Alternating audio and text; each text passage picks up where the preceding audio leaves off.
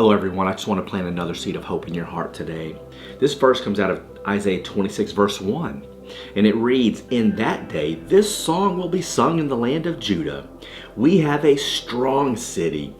God will appoint salvation for walls and bulwarks."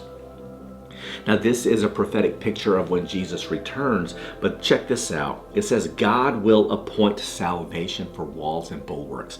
God will appoint Yeshua. That Hebrew word for salvation is Yeshua. That word may ring a bell because that's also what the Jews call Jesus. God will appoint Jesus for walls and bulwarks. That's a picture of God sending Jesus for the salvation of mankind. But in today's reality, you have Jesus as your provider, your protector. He sent the Holy Spirit to be your comforter.